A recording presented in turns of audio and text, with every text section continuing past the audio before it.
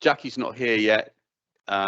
She'll be here. I'm sure she'll be here very shortly. But I'll press on if we get, because although she is presenting the first substantive item on the agenda, if we get there, we'll go straight on to agenda item 10 rather than 9, and then until Jackie arrives, and then leave it at that.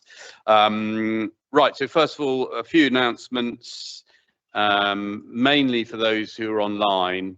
Mute yourselves. Don't go on camera until you're speaking. Yeah, I think everything else is pretty much soon. Yeah, phones to mute if that's possible.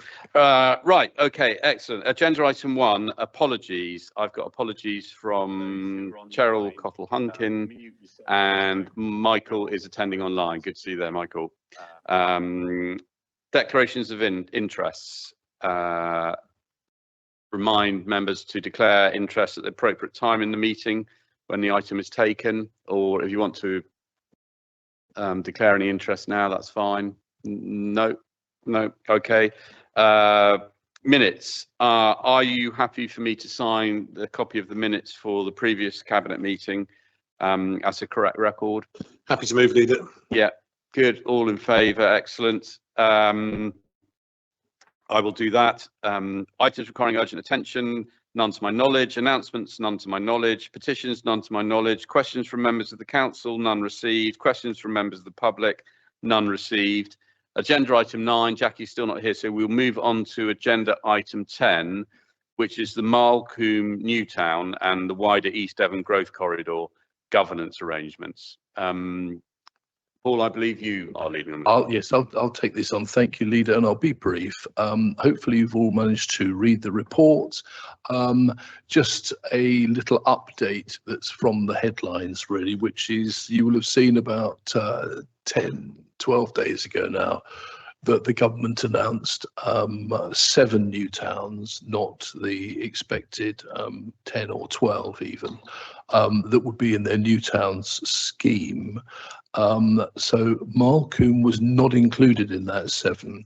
Subsequently, there have been discussions between East Devon District Council and the MHCLG, and I just wanted to make it clear here that Malcolm is very much still on.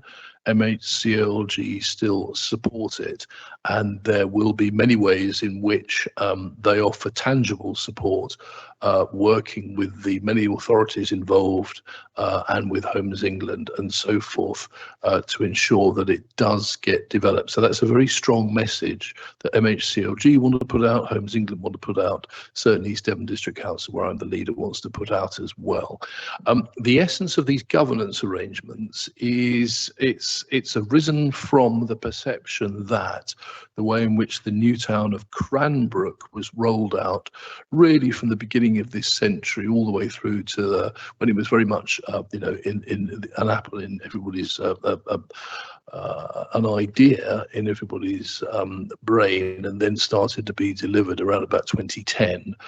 And people started to move into Cranbrook, and it had no town centre, for example. And this town centre was only actually delivered in substance with a new supermarket about 2 years ago. So people, in other words, people moved in, and for 10 years they lived without a supermarket. The perceived problem with the governance arrangements for Cranbrook was that it was developer-led. It was entirely led by what was called the consortium. And I won't rehearse the stories, the many, battle stories here. But clearly, if you're a consortium of developers, landowners, your clients are yourselves and not always the public interest. So what has been done in terms of planning the government's arrangements for Malcolm is as much as possible the precise opposite.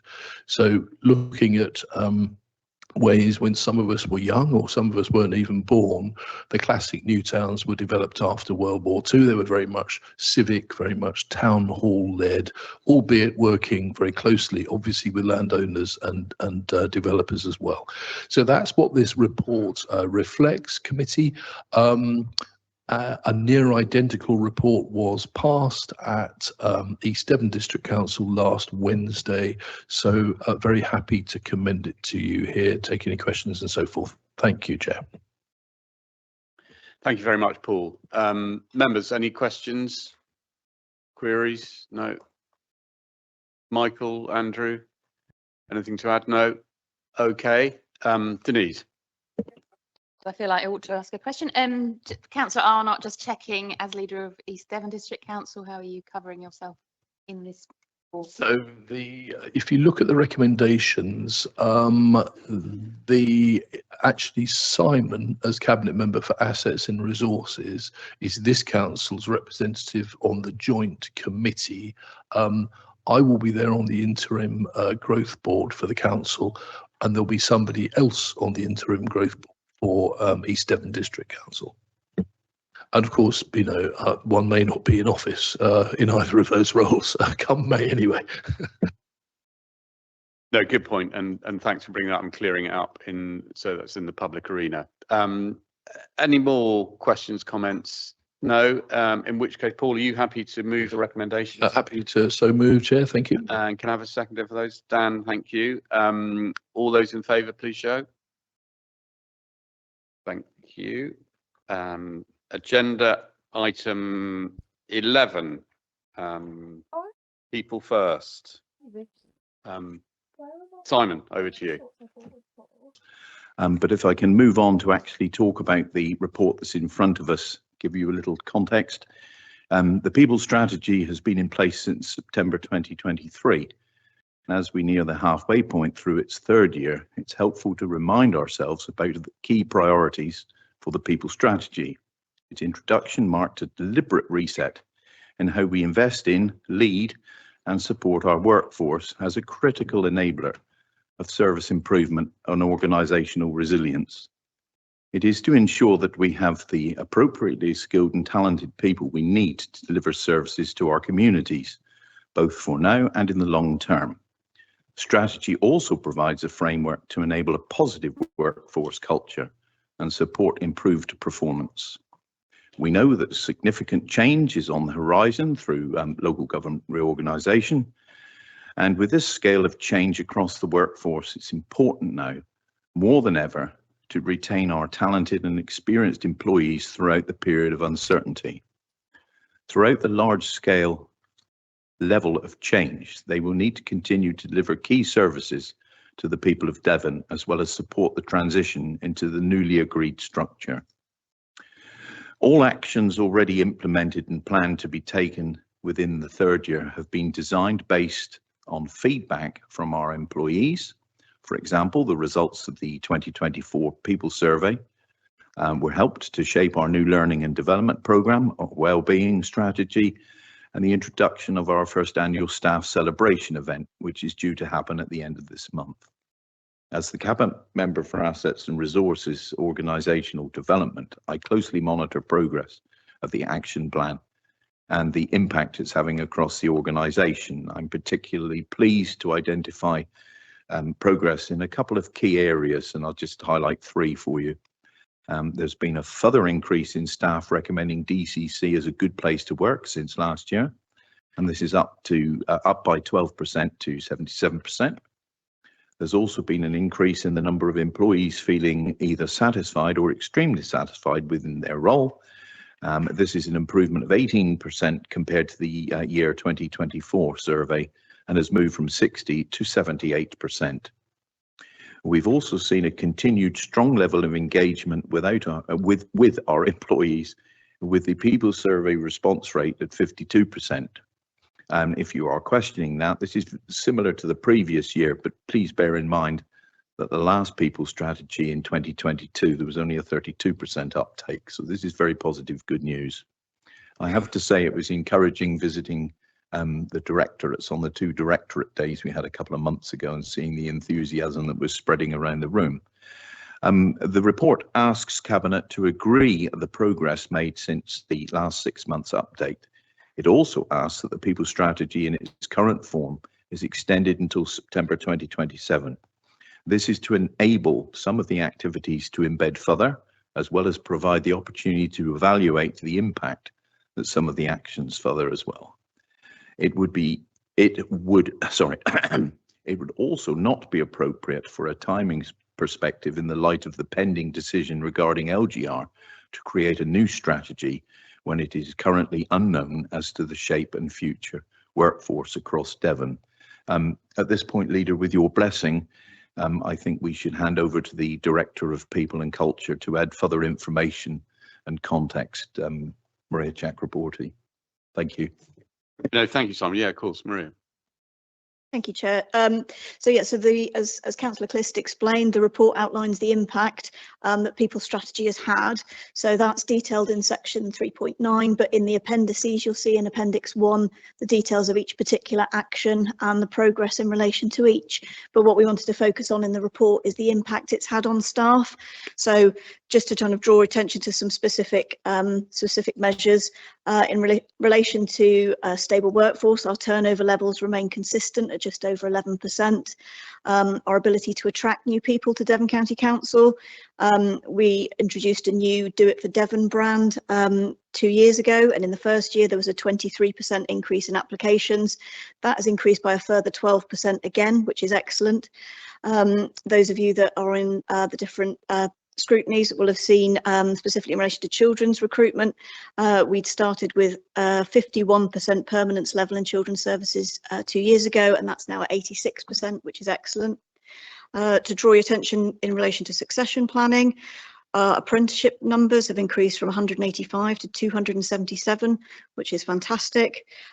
Developing our new leaders for the future, we've created a new leadership and development programme over 3 tiers to support all levels across the council. In relation to keeping our workforce well, 74% of staff feel comfortable to have conversations now about mental health at work, and 65% feel the council supports them with their mental health and well-being. We introduced a new wellbeing strategy as a result of the feedback from the 24 people survey. So hopefully that's embedding well, and you can see that through the figures. 23% reduction in agency spend in children's services over the 2-year period as well. And in terms of staff feeling valued, a further increase this year from 69% to 73%. So hopefully that provides a kind of overview of the impact that it's had. The other appendices, the second appendix outlines a brochure for staff to basically update them on the progress in relation to the strategy. And Appendix 3 is in relation to the areas we are suggested continue to pause in relation to the pending decision for LGR. They are mainly in relation to workforce-wide initiatives that wouldn't be as appropriate to progress with, hence they've been paused previously. Thank you, Maria. Members, any comments, questions? Andrew, Michael, no? Okay. I mean, I'd like to make a few comments. I mean, I think this is an incredibly positive report, and I think it reflects really well on our senior leadership team that we have here, officer leadership team. And I know it was started before we became the new administration. We're absolutely 100% behind it, but I think the statistics speak for themselves, and so congratulations, Maria. You know, we can always strive to do better, and we must do that, but I think that the positivity about this report and the fact that people want to work at Devon County, they feel valued at Devon County, is absolutely crucial, because we all know that actually they're the ones that do the work, and that will reflect across the county and whether we're delivering the services that we need to do. And obviously, as particularly in children's, I mean, I think that the permanency of workers within children's is fantastic. And so well done, everyone, and thank you, Maria. A really good report, and thank you, Simon. Jackie. Yeah, thank you. I just think it's really good to show the respect that we have for people within the organisation. I think, you know, it's been very challenging the last few years, one way or another. And I think that whole sense of, especially under, you know, in the last few years, the sense of coming together and building together and making everybody feel involved and included, I think it pays off in every way. But I think it's also a matter of kindness. And I think that's a good model for, you know, the wider world as well. I think, you know, the more we you know, sort of centre it here, the more it reflects in the people that we serve as well. So I think it's really good. Thank you. Andrew. Thank you. Sorry to come in late. I just comment on the things that on children's services, just for context. I think it is a great report. When I started on as cabinet member, every single head of service was temporary. So I mean, it just shows how we've moved on in children's services. We had not a single permanent head of service when I started. Yeah, no, absolutely. And so as I said, you know, I think it's a very positive report, and let's just keep going and pushing it forward. And I think that Jackie makes a very good point that it's you know, in this uncertain world that we live in, it's great that Devon County is doing its bit. So well done. Simon, did you want to propose the recommendations when you got out of that sort of spaghetti? Indeed, my fellow cabinet member.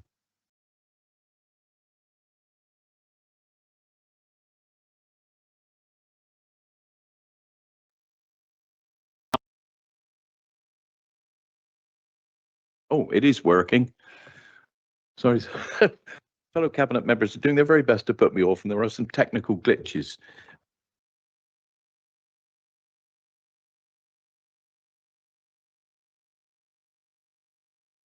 Oh, it's just. I borrowed Councillor Keeling's microphone. That'll definitely work, won't it? I'm more than happy to propose the 4 recommendations. You'll see that there are 2 Bs. I think it should be A, B, C, D. Thank you. Yeah, no, indeed. And could I have a seconder for that, please? Yeah, James, thank you. All those in favour, please show. Thank you very much. Right, Jackie, good to see you here. So we delayed your piece, so we can go on to it now if you're all right with that. Yeah, thank you very much. So we're going back to agenda item 9, which is the adoption, of the Devon Local Nature Recovery Strategy. Thank you. Jackie. Yeah, so thank you everybody, and I do apologise. Traffic work's got a little bit hectic this morning, so I'm sorry about that. Yeah, this is actually a really important piece of work that's been going on for the last few years actually, and we have a nature board, a partnership which has worked together to kind of look at that broader picture. We've worked with our district councils to actually bring this strategy together and have input. So it's been it's been a very broad ranging piece of work, but the whole concept is that we actually have something that really holds all what we're trying to achieve together in wildlife, and we've got a statement of where we are, and now we know how we're going to go forward to try and bring about that recovery, that really urgent recovery for wildlife. So this, it's very clear, local nature recovery strategy. It's very clear what it is. It's quite a big piece of work. I've got a very useful piece of statement to read out on behalf of the team, which has been behind this. And so just to give you some sort of idea of some of the key issues that we're being asked to approve this morning. So what is the local nature recovery strategy? So it's a strategy, it's a statutory strategy. That's an easy one, isn't it? Required under the Environment Act 2021, and Devon County Council is appointed by DEFRA as the responsible authority for producing this strategy, which covers Devon, Plymouth and Torbay. And the Cabinet is asked to approve the publication of the strategy, and that thereby discharges the Council's legal duty. But it's really a starting point, and this strategy identifies priorities and opportunities for nature recovery and is Devon's contribution to the National Nature Recovery Network, which again, reflecting how nature works, we are part of that network too, and what we do to help. So the statutory components of the LNRS, as set out in the Environment Act 2021 and the LNRS procedure regulations, are the statement of biodiversity priorities, including priorities for recovering or enhancing habitats and species, and the actions required, and also the local habitat map showing existing important habitats and areas where actions to protect, restore or create habitat are most needed. And some of you might remember some few months ago now, we were talking about getting everybody where we were with it, and it was really what we were doing. It was inviting people to look at where we, the draft. That draft really was reflected in terms of maps. It was considered by the team here and within the board that we should look at, maps as a really useful way of identifying the gaps, what's there, what we need to protect. And so it's a very helpful tool. So that was really the focus of how that was delivered by Devon County Council. And so the So we have the local habitat map, which shows existing important habitats and areas where actions to protect, restore or create the habitat are most needed. And these statutory components are subject to a national review and update cycle, with the frequency to be determined yet by DEFRA. And changes to these elements can only be made through the formal review process. So where it is at the moment is actually where we've done all that draft work and drawn all that information together, and it's been reviewed and it sits there. So it's not going to be just anybody can add to it now and just sort of not be checked. It'll be actually properly reviewed as it goes forward. So supporting text, case studies, guidance material and online explanatory content are non-statutory, and these elements can be refined or updated over time in response to learning, feedback and new evidence without triggering a formal statutory review. And this allows the LNRS to remain a live and accessible resource while protecting the integrity of the statutory core. In terms of its impact on planning controls or land designations, the LNRS is not a regulatory or land allocation document, so it doesn't have introduce anything new there. It doesn't change planning policy, allocate land for development, or impose new restrictions on landowners. And its role is to inform and guide decision making and investment by public bodies and partners. So having to regard to the LNRS in practice means that public authorities must consider the LNRS when exercising relevant functions.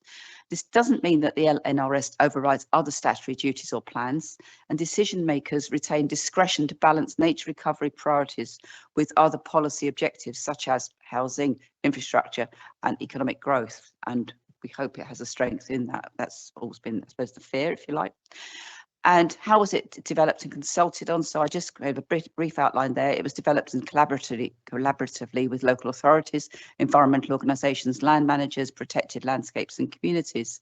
And that 6-week public consultation, which we approved last autumn in October to November, was supported by webinars and engagement events.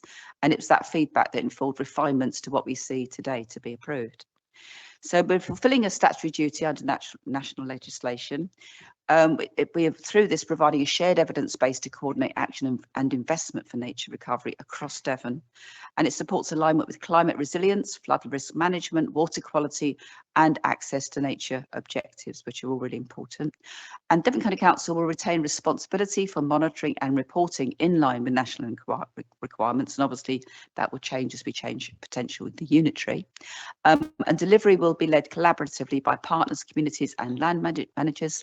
And the LNRS statutory elements will be reviewed and updated on the timetable set by DEFRA, ensuring national consistency. And so today we're asking you to approve the LNRS, which is a low-risk statutory decision that strengthens Devon's ability to reverse nature's decline while avoiding new regulatory burdens or unfunded or underfunded delivery commitments. So I ask you to approve the proposals today. Thank you. No, thank you, Jackie. Yeah, absolutely crucial piece of work. Members, any comments? Dan? Thank you, Leader. An excellent document, Councillor Hodgson. I have a question, if I may. In the online actual LNRS itself, at the summary in section 3, what a nature-rich Devon looks like. So I'll read the section, Leader, so you've got it. Clean rivers and streams are wildlife-rich veins across Devon, full of leaping Atlantic salmon, eels, water voles and otters. And the reason, quite apart from what a wonderful image that creates of the county, my question is, how does this document dovetail in with our relationship with other statutory organisations such as the Environment Agency, the water companies? I realise I'm treading on Councillor Arnott's toes a little bit here, but these things always do, don't they? They dovetail across various departments. So is this an aspiration, or is this something that we use to work with agricultural runoff, with sewage companies, with across the gambit? Is it something we can use with teeth, or is it an aspiration, Councillor Hodgson? My understanding is, and I'll hand over to the officer in a minute to give you the formal response, but my understanding is that actually it's his guidance, but it's got weight. And as you read out there, there's a vision, and I wouldn't want that vision to currently coincide with what we sometimes see in our rivers at the moment. I wouldn't wish that on any self-respecting salmon. But at the same time, I think if we don't have that vision of where we want to get to, then a strategy has nothing at all. So the teeth is in the vision, because if we all know what we're trying to achieve, and just to reflect, yesterday I was at the launch of the nature trail for the canals up near Tiverton, and it was fabulous. There was lots of families there. And, you know, the young people are really yearning to see nature in its fullest and its best. And I think the more we engage people through things like a strategy like this, it's something that any of us who've been on planning, and I remain on planning at South Hams, want something that we can refer to that's solid, that knows where it's going. It's been, you know, by its very nature, wildlife is different everywhere you go, and it's difficult sometimes to match one against the other and say, well, that's what we want, and then you can have somebody who's perhaps not looking at nature through the same lens of wishful thinking and visionary that I think we have here. I think you can be easily challenged by, well, it's all gone, what's the point anyway? But you can hold something like this strategy up and say, well, actually, this is what we want everything to look like, and we'll only get to that if we actually make sure that we pull some of these things into place, and we can use the map to show what's around. There's a lot of tools in this kit that we can pull on.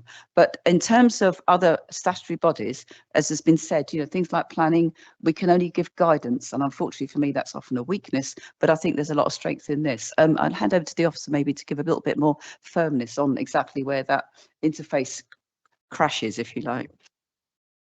Hi, thank you. I am the nature and natural environment manager here at DCC.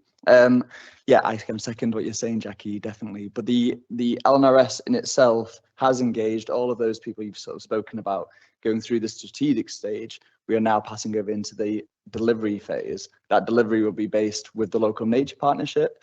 All of those same people are going to be on that partnership, whether it be a board or a working group. So what we'll be able to do is enact a lot of that change directly being led by this strategy specifically.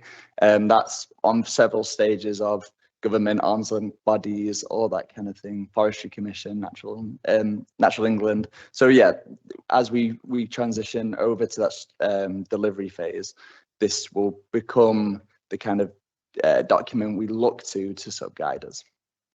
Thank you. Thank you. That's excellent. I mean, it also occurred to me that you know, it being such an excellent document and it having support, it's something we can use to work with third-party companies such as the water companies rather than against, because I'm aware that we're often against. This is a good opportunity to work with, and I think we should be looking to celebrate that fact. But thank you for the work.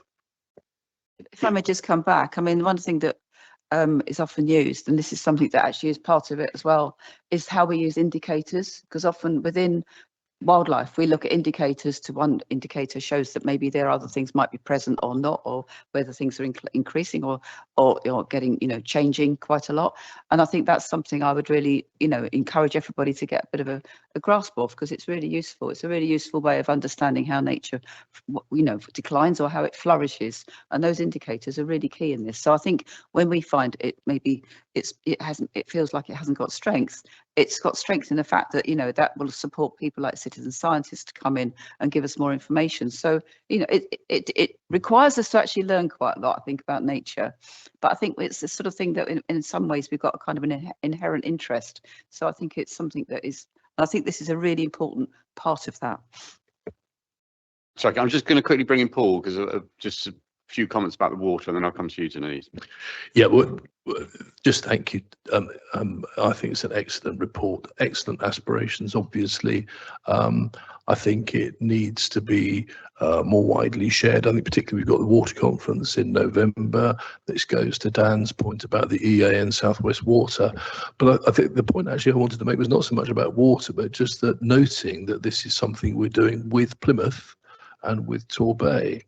And I suppose the question might be an officer question, I don't know, Jackie, is how and in what meetings do we and Plymouth and Torbay come together to make progress with this? And, you know, perhaps to entertain the leader here, perhaps this report should come to the Combined County Authority, because as far as I can see, that is the democratic forum at the moment where Plymouth and Torbay and Devon meet pari passu. So there's a suggestion there that this be brought just for consideration to the CCA, but also I'd love to know some more detail about how closely is that work at council level going on, and what might we be able to do to sort of enhance it. Meg, do you want to just comment on that? Yeah, I think it's important for you to note that we are the responsible authority, not the CCA for this. So that's why it's come to you and not the CCA, albeit it is across the termed as the ceremonial county of Devon, including Plymouth and Torbay. And yes, we are working well with our colleagues in Plymouth and Torbay on this. Whether this should be going to the CCA board for consideration, I'll certainly take away and talk to the Director of Operations for the CCA. Yes, thanks, Meg, because I think it is. I love your use of the expression of the ceremonial county of Devon. I think this really matters at the moment. This identity of Devon. You know, we're all very exhausted by what's been going on around LGR and devolution and all the rest of it. We are one Devon. Rivers don't stop at Plymouth borders or Torbay borders or Devon borders, and so although I don't feel this should come to the CCA for a decision. We've decided. I do think it's worth us all being in the same place, just looking at it for 5 minutes would be my suggestion. Thank you. Thank you, Chair. Thank you, Paul. I might just add that one of the bodies that's been kind of overseeing this, which is the Devon Local Nature Partnership. So there's various representations on there, including South West Water. In fact, the last meeting a couple of weeks ago was at South West Water. So that's been quite a useful body for kind of making sure it's dispersed out beyond even the statutory, the regular statutory bodies, and having that more Devon-wide approach. But certainly, I think your point's really well made, and I think it's a really important thing that we do actually keep looking at that strategic level. Thank you. Denise. Thank you. I think this is really fantastic. Well done. My question is about community groups and how we share what they're doing. So they put their information on the map and share it through that. Is there also sort of more engagement with them to make sure that they are sharing good practice and joining up where there's gaps in service and volunteer groups? Better declare an interest as a chair of Sidmouth Plastic Warriors. So in Sidmouth we have a huge volunteer network. We do so much work working with the EA and everything else, really organised with it all. So I wondered if this is also an opportunity to join up various cabinet positions like highways as well, working with our local litter picking groups and really getting them on board as well, because I see in the strategic plan there's a lot of mentions of litter and plastic, which I'm glad to see, but the visual impact of driving along, you can see there's a huge problem, so we haven't cracked it. So I would love to work with you if you want me to really pull something together so we can work with volunteer groups and highways. Thank you. Yes, I mean, we'll have a conversation about that and maybe with the officers too. Thank you. Thank you, Denise. Any more for any more? Donna.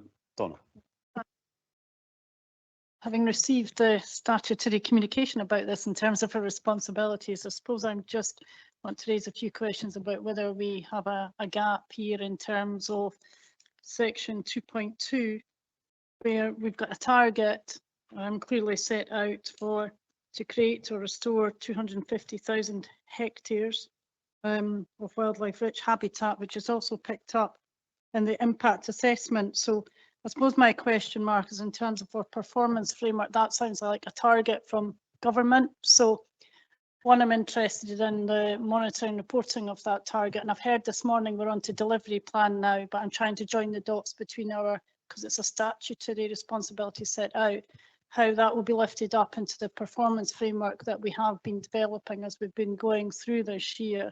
That work of setting out as the delivery plan comes forward, that expectation. My other question is, I notice we have the sum of £135,500 from the UK government to support this piece of work, and I just wonder if that is anything that changed through the funding review. Was it reduced, increased in terms of our responsibilities? So it's just for additional information, Chair. I think would be helpful so that we know what the next steps are.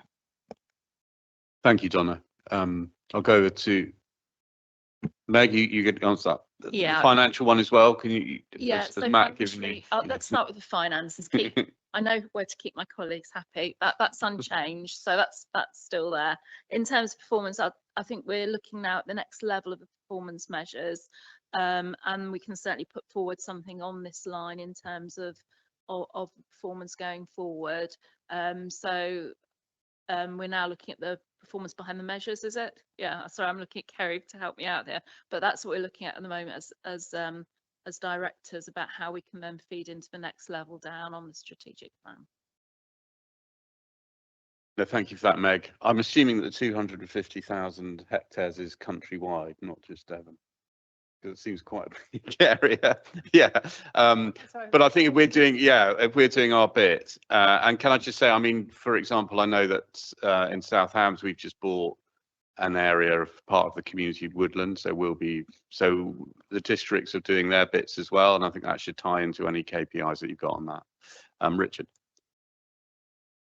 Just like to highlight in section 3.4 in terms of the strategic aims of this piece, and it's not just about area of land being restored for wildlife and biodiversity, but the strategy behind it, which prioritises the things that we're looking to do in terms of those priority habitats and the effects they have on a landscape wide thing. So I'd just like to really commend the scale and breadth of this work that's gone on in county and across the districts, and with partners in our protected landscapes. And it gives me hope that we're doing a connected piece. So we are prioritising things. And I know said it's not something that's putting another layer on, but it is a strategy and document that can be referred to when decisions are being made to prioritise things like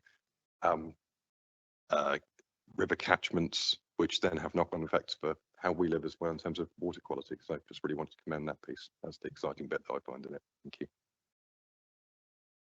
Thank you, Richard. I think that brings up nicely.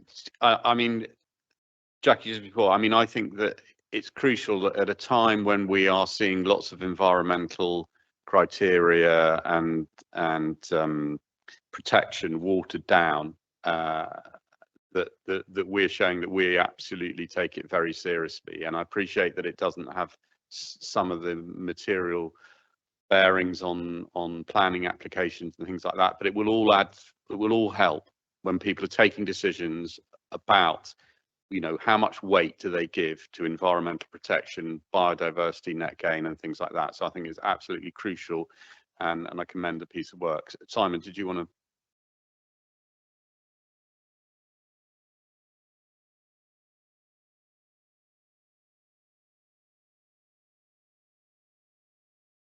Yes, thank you, Leader. I think when we talk about that, we talk about, or we envisage a long-term strategy. I think it's important to point out that Jackie touched on it twice. There's some very immediate benefits as well, and obviously, first, if you're talking about food security, you're instantly talking about an increase in pollinators, which we've seen a massive decline in over many decades. I think also there are immediate educational opportunities for schools and younger people. I'm jokingly going to tell you of my grandson's age now, not my children's age. And I think also we mustn't overlook the fact that there's an immediate avenue for green jobs or green employment. So it's welcomed by me. Thank you. Thank you, Simon.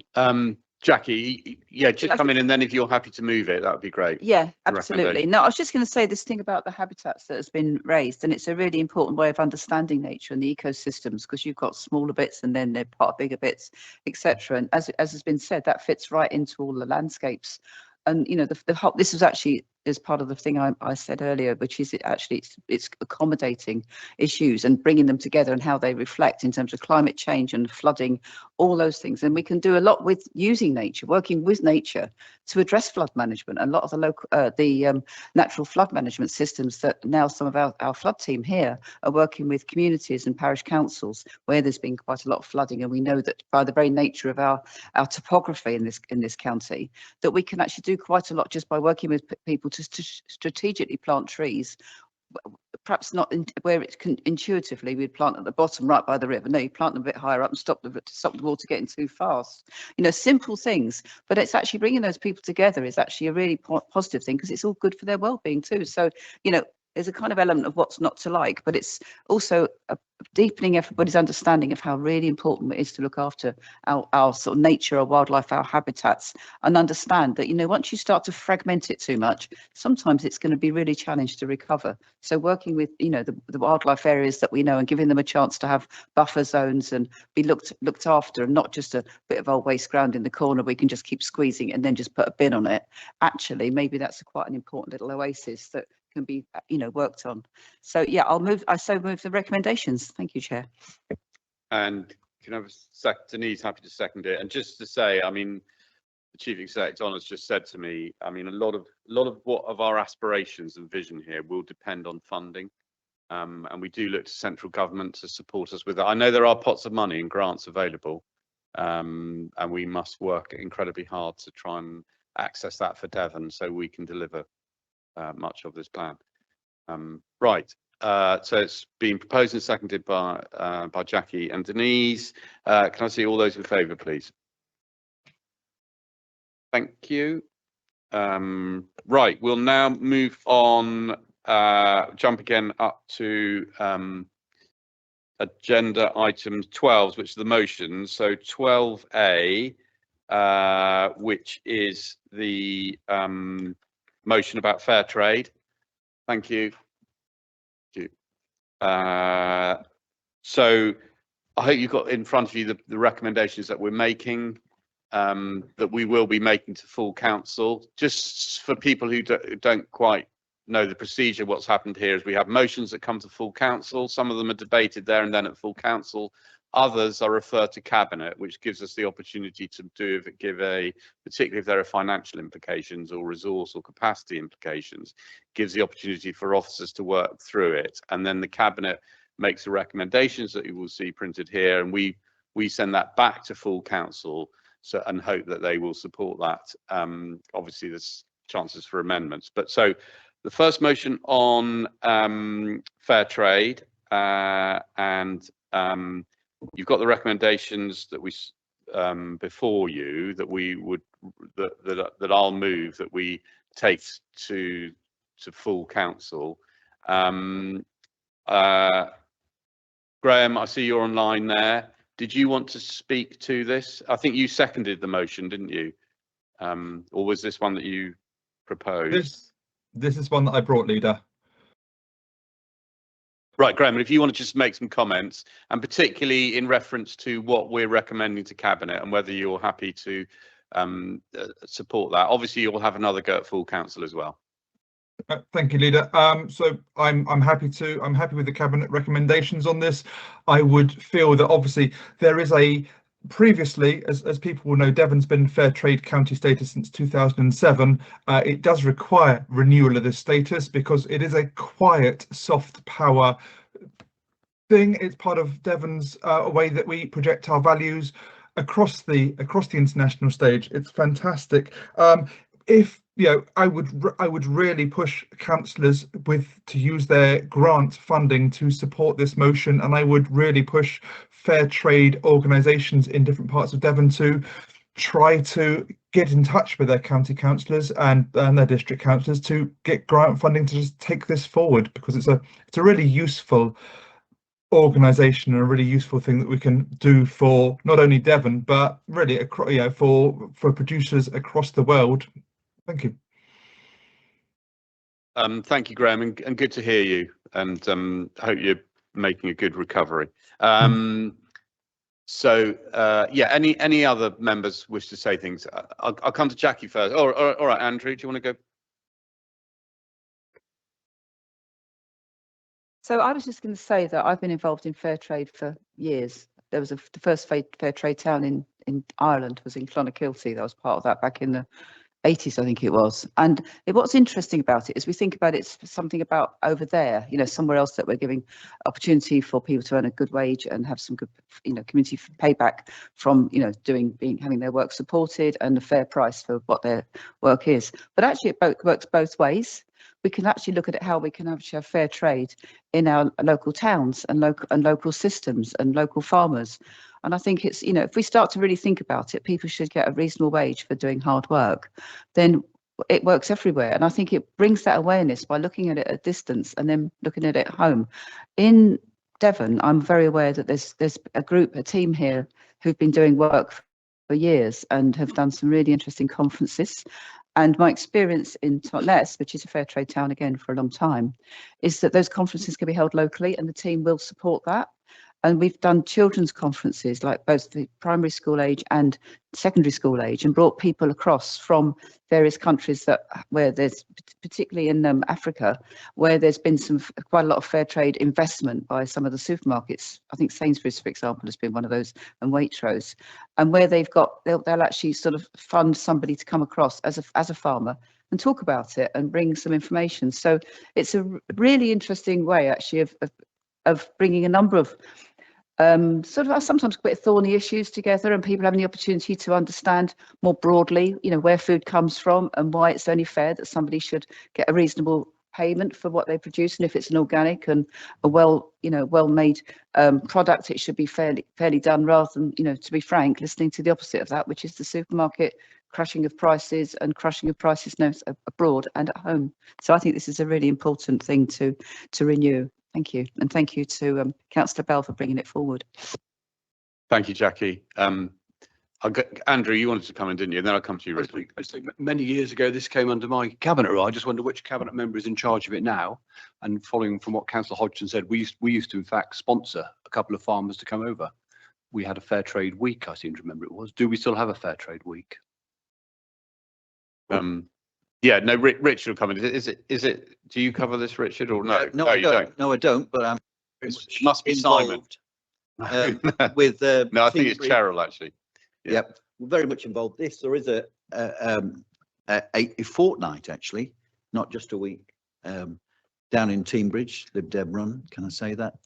We invite the farmers across and have several events. I know they come to Devon County and they're hosted here. And it is a really good lesson to learn about how they produce their products. Very good coffee. And can I say that in Chudley we have also a fair trade town. We're trying to get Newton Abbot to join up as well, which is a bigger town within that. And we welcome those communities to come across. Those farmers really have a life experience to share with what we're actually doing, and I'll flag up the co-op does very good fair trade as well. There are other supermarkets as well, but just like to say thank you very much to that. But fair trade fortnight. No, well, that's good to hear, and Andrew, you're absolutely right. It's a pleasure as this administration to continue the good works that Devon County has always been, has a good reputation for within fair trade, and I think it's absolutely right that we should continue that as much as possible. So I will move those recommendations to full council. Could I have a seconder for that? Thank you, and all in favour? Right, well, yeah, sorry, seconders, everyone was seconding it, but we'll, I think we'll say Richard seconded that, and then all in favour, that was good. So that is moved, and that will go to the next full council meeting, those recommendations. And thank you, Graham. Item, so 12B, community payback. Now, members, I don't know if you've had the representation from Debo about her motion. Hopefully you've got a copy of that that she's written. Have you seen that or no? Shall I quickly read it out, or? Yeah, okay, let me quickly read it out. So, dear Leader and Cabinet members, I'm unable to attend the Cabinet meeting in person. Please accept and record my apologies. I think the wording of my motion is concise and easy to understand, with little merit in taking up valuable time. Though short, I have spent significant time working with officers from the Probation Service and our Highways team developing the motion. I would like to thank officers for their support and direction. There are apparently many thousands of yet unused hours of unused community payback. If an easy to navigate systematic policy and procedure is created for all councils to use, I strongly suggest this would be good for all our communities. One most concerning reality is there is limited access to welfare, well-being vehicles. I'm advised that possibly blue light services may have appropriate vehicles, and we need to study this. I hope the Cabinet will support my motion, please. My vision is to harness the power of community payback, improve our areas, and hopefully help offenders experience self-worth. My motion, I hope, will be accepted and celebrated by residents too. Thank you, and in good faith, Debo Sellis. So that was the statement that she's written. Sorry she can't be here. And I will move the recommendations to council here. Again, you've seen that. Absolutely, we support the motion, and I'd like to thank Debo for bringing it. And you know, any collaboration, or co-production of this kind of thing, you know, fully support it. And absolutely, we are asking officers and members to develop some clear and simple guidance about possible schemes. And that will be reported back to us in 12 months. So, members, any comments, queries? No?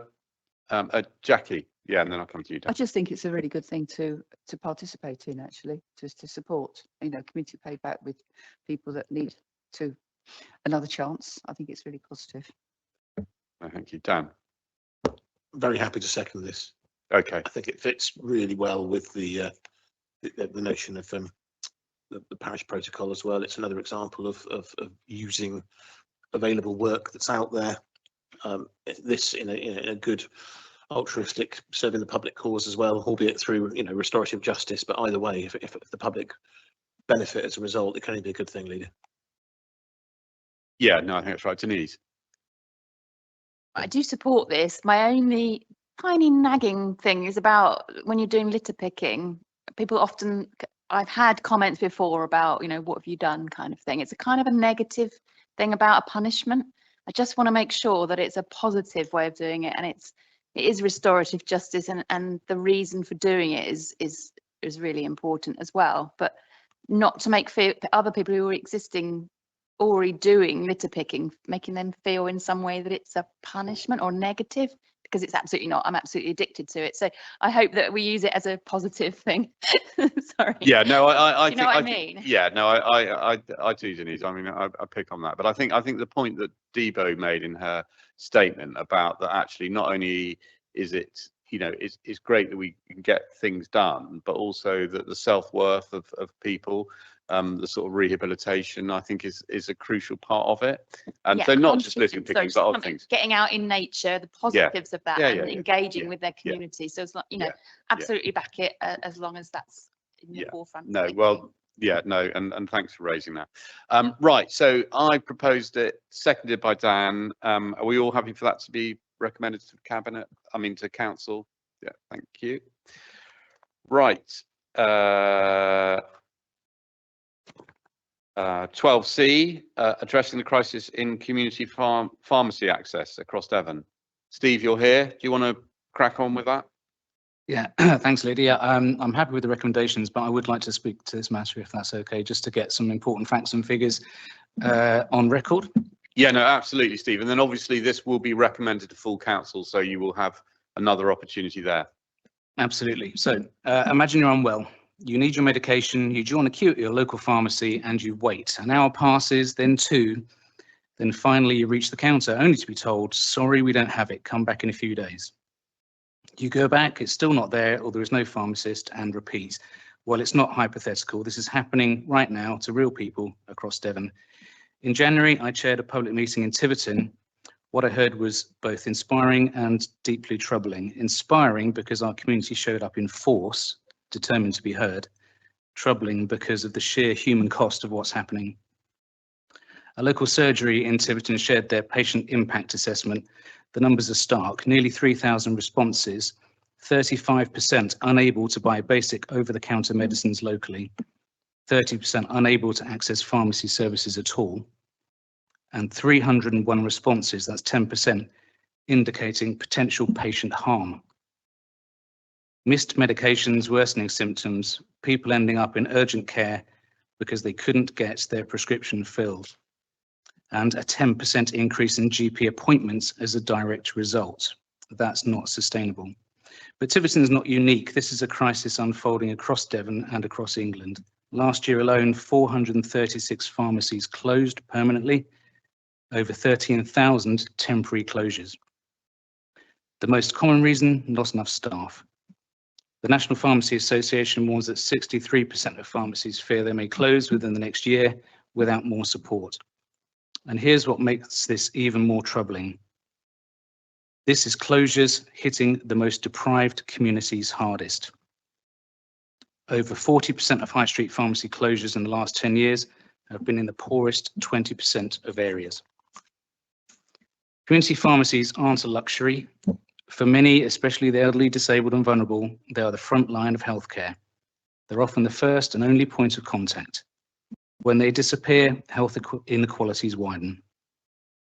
Leader, I want to be clear, this motion is not about blame. The pharmacists and staff working in our communities are doing their best under impossible pressure. I've heard their stories too. The relentless demand, the lack of support, the impossible choices. This is a systemic failure. Funding, workforce, supply chains, commissioning. It requires a systemic response. That's why I'm asking this council to act.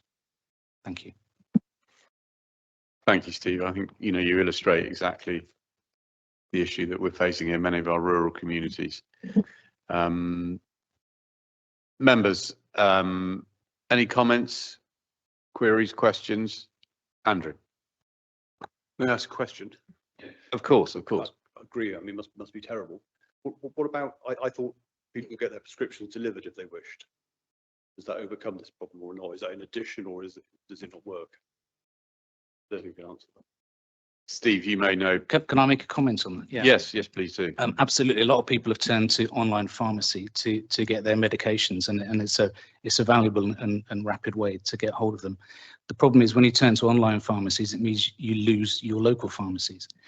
The way that people deal with the pharmacy is not just to get their prescriptions, but to get advice and other services. And actually, it's those other services that actually pharmacists make their money on. They only make maybe 5–10% on the items that they prescribe. So if we lose local pharmacies, we lose that contact time, and that's why it's a concern for certainly in environments where there are inequalities. Yeah, no, thank you for that, Stephen. I think the whole point about if people don't have a local pharmacist, they end up going to the doctors, and that puts yet more pressure on our GPs. So yeah, it's a sort of vicious circle there. Jackie. I think that actually this is a really important issue that is sort of happening, slightly off the radar a lot of the time. And some of us, I mean, where I live, we're fine, but you still have big queues. But I do know that in other places which haven't got such easy access, it's very difficult. I think it's something actually really to bear in mind in terms of the new unitaries going forward, because if we're looking at neighbourhood areas, this is something that maybe could be thought about in terms of at the same time as when we're looking at maybe how the healthcare system works. Because I know a lot of these sort of like the GP partnerships are really suffering as well, because more new housing comes piling in without necessarily making sure that all of that sort of like day-to-day healthcare stuff is actually able to manage. And it's very difficult when those aren't necessarily voices that come forward when another housing development arrives on a doorstep, and it can overwhelm. And then that, I think, is because more and more pressure has been put on pharmacies with duties that they can spend 5 minutes talking to patients rather than just quickly dispensing something, or all the vaccination programs that come forward.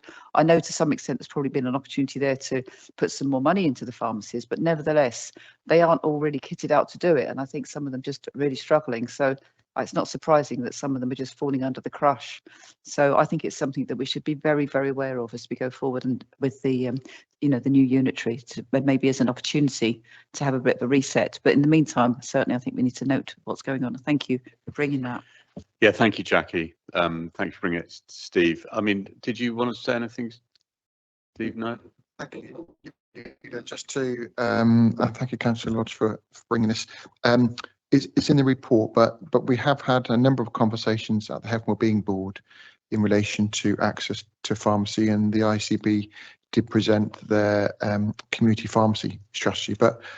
But You're absolutely right. I mean, it's not just about access to medication, it's also treatment services, so things like vaccinations, and some of our most vulnerable adults in terms of substance misuse access pharmacies to have their supervised consumption, for example. And if that pharmacy closes or indeed shuts without little notice due to the staffing capacity, it has a significant impact. So we have been working with the ICB. The Health and Wellbeing Board did write to the Secretary of State, as indicated in the report, had quite a positive response back to say, and I paraphrase, we haven't really been engaged with the Health and Wellbeing Boards. We know we need to. We will certainly do more to engage with you. Can we have a conversation? So I think at the highest level, and let's not, remind ourselves, these are national contracts, individual businesses who only operate if there's a profit and they're affordable. So I was quite reassured, I guess, that nationally they recognise the role of the Health Wellbeing Board, both in terms of the pharmaceutical needs assessment, but also in terms of the people represented around that board and the role of pharmacy. So that's really positive. So we have written already, and as the recommendations there, we'll ask the councillor to lead, portfolio lead Cheryl Cole Hunting to write again. But I got quite a positive response back, which I thought was really, really good. Thank you, Steve. Paul. Yes, thanks, Leader, and thanks, Steve, for bringing this forward. I remember when I was younger. To be the pharmacist was a thing to really aspire to, and people went away and qualified and set up shops, usually on the basis of a pharmacist on the basis of private enterprise, and that's how it went. And yet mysteriously, they have started to disappear, coming under all sorts of pressures. One of which, and I say this with absolute respect, picking up on Andrew's point a moment ago, actually these NHS branded pharmacy delivery outfits have done a lot of harm. Because they're reducing the footfall into the established pharmacies. So we saw well before COVID, and certainly during and after, these shops, that's what most of them are, turning into places that were dispensing all kinds of vaccinations of every kind, not just COVID, but also you can do anything. You can do flu, you can do, MMR, whatever's needed, they can do it. And in a lot of communities, these pharmacy, and I wish they had another name, picking up on Jackie's point, because they are a sort of community hub. And after the post offices have gone, let's face it, most of them have, they're one of the places you go in to engage with your local community and get some very high value qualified advice back. When I think of my family of 4 kids, the stuff they've gone in to get from our local pharmacy, I just hope that I know they're very discreet in that pharmacy, but they and as the leader said a moment ago, they take an enormous workload off the GPs that are themselves overstretched. I think Jackie made an excellent point as well. As we go through, and thank you for raising LGR, I know we always want to have this in every cabinet meeting, but it is important if we do get to the point where we do have these neighbourhood local authorities or whatever, and we start to align them with the local NHS, we do need to try and support the pharmacies too. It's really important, and it just feels as if they've fallen off the radar. A lot of MPs have made powerful speeches. I think Richard Ford, I think my local MP, powerful speech in Parliament. I'm sure others have too. And it's reassuring to hear from Mr. Brown, that it's being heard by government, but it's coming down to, as the Chief Executive always says, it's a matter of resources as well, isn't it?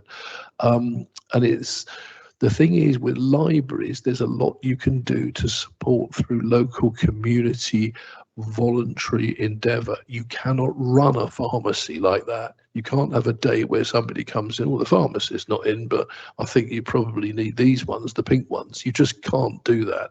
It's a place of highly qualified people whose work we need to seriously respect. It's a great career. It's a degree, and I really welcome this motion, Steve. And you've heard from me here now, so you don't have to hear from me again at council, as the leader has pointed out. Thanks. Thank you, Paul. So I'm happy to move those recommendations to full council. Could I have a seconder, please? Yeah, Jackie, thank you. And all those in favour, please show. Thank you. So that'll be referred to back to full council. Thank you for bringing it, Steve. Excellent. Right.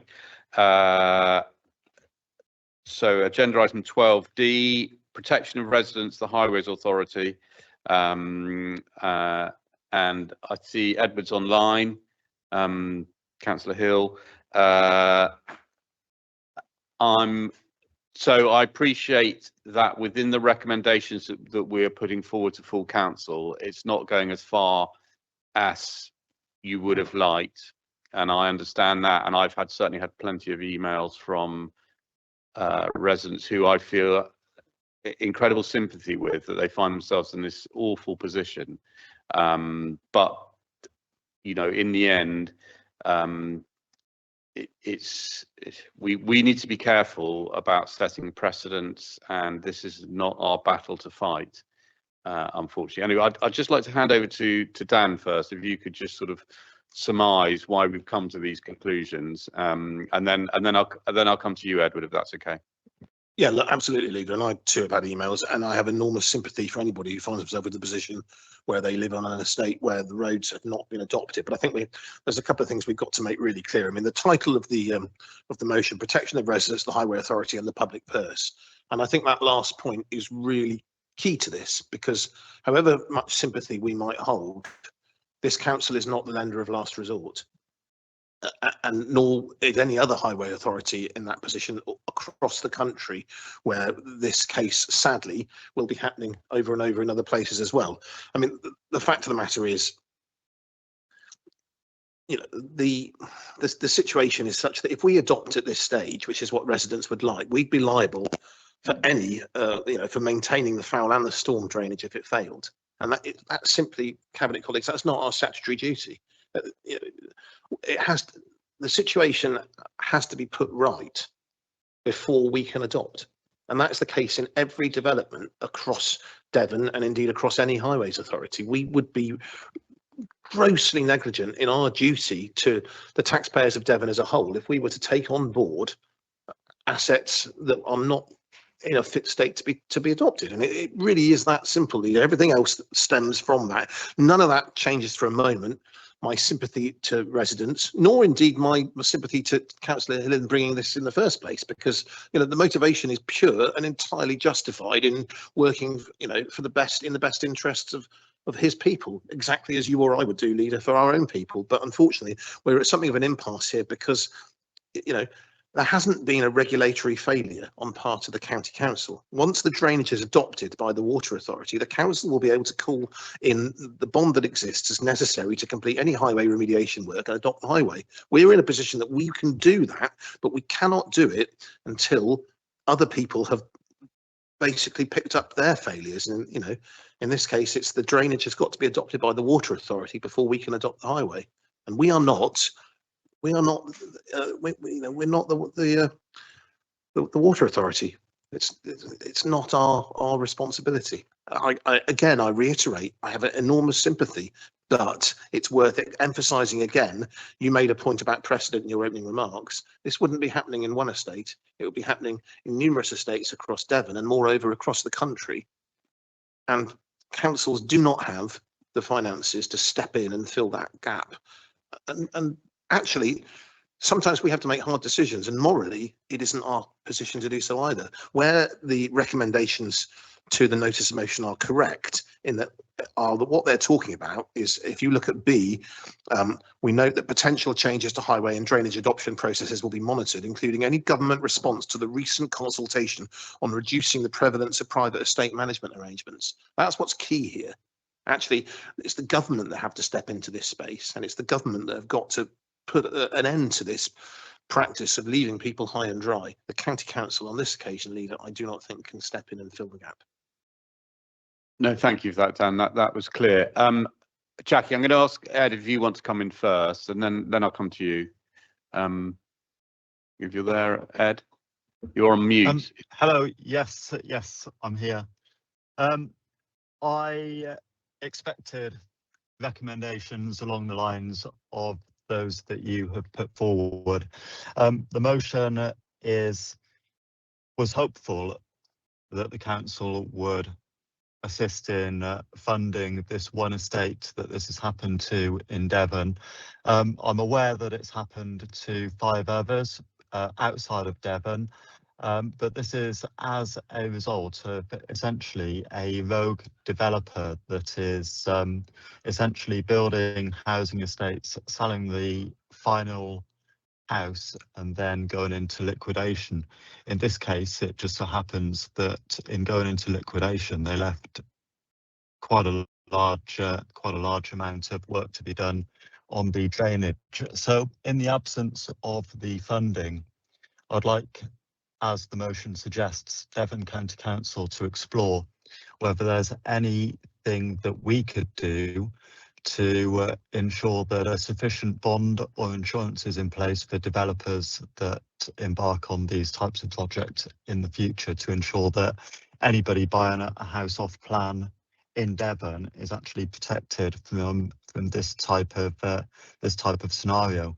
It would be nice if obviously we could somehow help the residents on Home Farm financially with this, but I do understand that it's a big ask, and it does potentially set a precedent.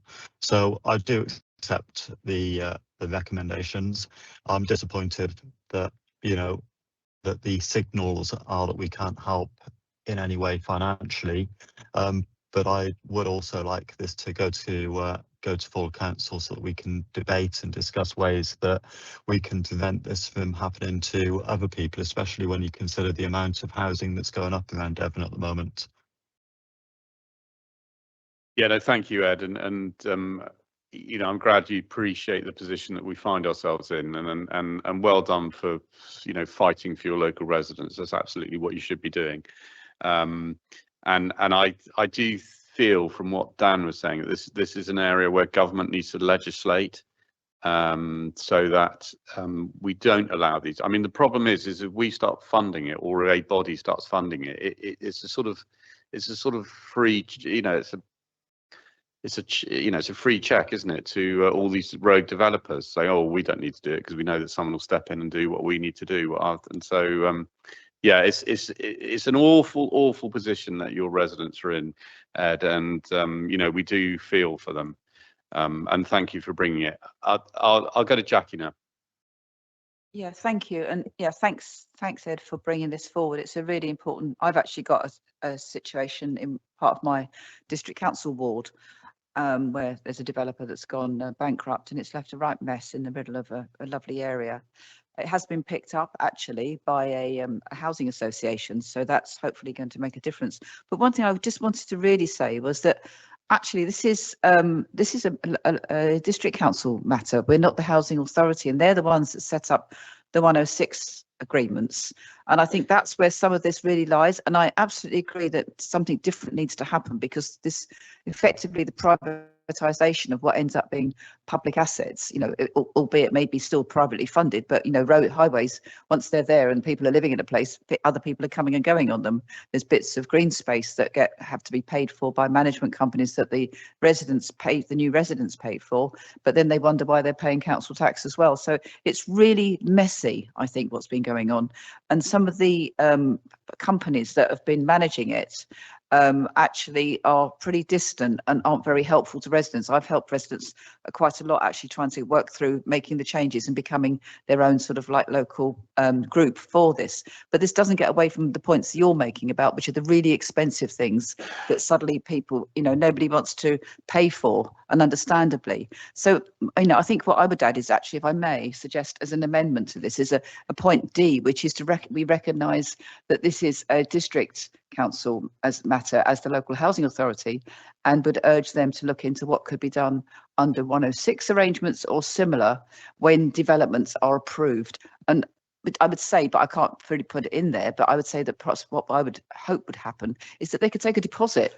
Why don't they grab the deposit? If they're well off enough to borrow the money to do a development, let them take that deposit, so highways, waterways, whoever have got that security to be able to deliver things that are going to otherwise end up as, sort of not orphan assets, but nobody wants to claim assets. I think that's the point of the bond that Ed was talking about. I don't want to put in an amendment in here now, just on the hoof. What I would say is that if you liaise with Ed and try and come up with a a well-rounded sort of thought out amendment, that you bring it back to full council, because we've got another go at this. Andrew, did you want to come in? Then I'll come. Briefly, only to say I completely agree with the cabinet member. We can't adopt roads that aren't ready to be adopted, because why would we take on that responsibility? But this is a national problem. I've got roads in my area that 15 years on, water board, but we've got no teeth. That's the problem. So how can we get some teeth that we can get the developer? But again, yes, if they go bust, they go bust. But therefore they need to pay some money. I've got an estate in Topsham that's verging on, in fact, the same developer verging on the edge of. Okay. So can we do something nationally? Well, indeed, and I think that's within the motion, is that there are national consultations going out, and we will respond to those. And indeed, we may, put our own thoughts forward, which I think we should do. From there's a consensus around amongst us that we this is the last thing that we want people to end up in this position. Now, I've got quite a few people who want to speak, include Michael on thing. I'll come to you in a minute, Michael, but I'll do. Yeah, Dan. Thank you. Look, yes, I can see why you think it would be a district council matter on the planning authority grounds. I get that. But when we're talking about bonds, which Councillor Hill referred to, I think it's really important that we understand where the bond situation is, because we haven't requested any costs or snagging charges at the moment in relation to the highway works, because the drainage hasn't been remediated. So the bond would be taken out by the water company in the first place for the work, and then once we get past that stage, it comes to us. So this is a staged approach. The bond that you take depends on where you are in the process and who's responsible for what. So we haven't, there's a section 38 agreement in place. These are notes that the officer has sent to the director and I, which I've forwarded to cabinet colleagues, so you can see that as well. There is a bond in place to construct the highway, but we can't call that bond in because that would mean we would be adopting the road, and the drainage isn't done. So, like I say, this is much more complicated than it being simply a matter of district or county. This is a staged process.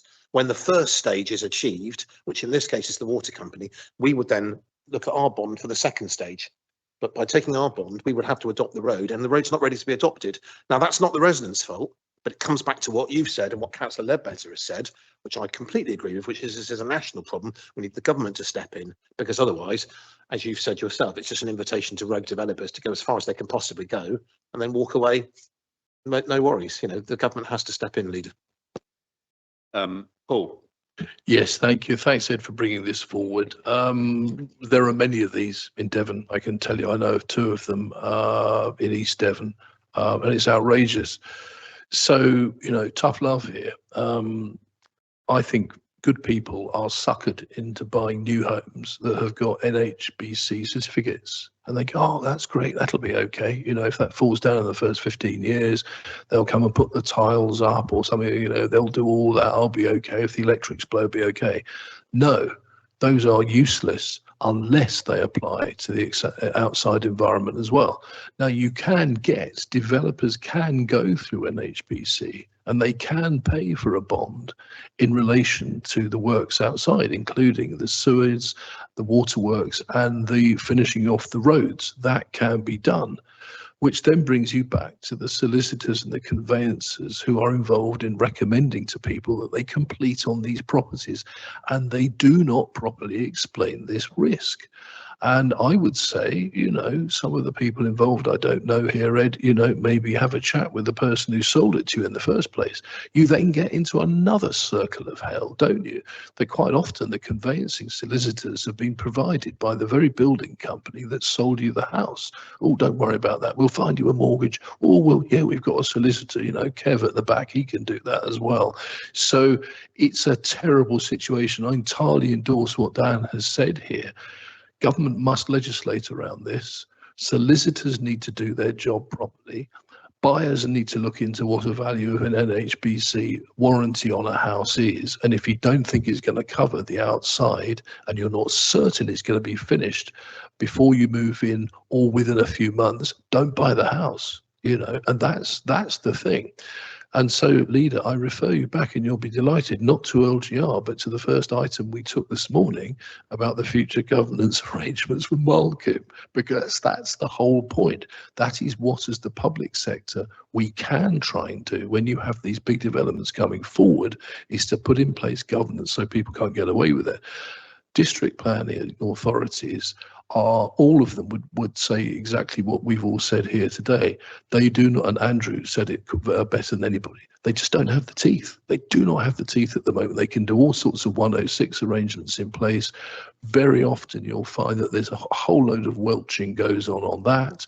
And we know that that's part of the whole thing about, you give planning permission to a development of say 100 houses.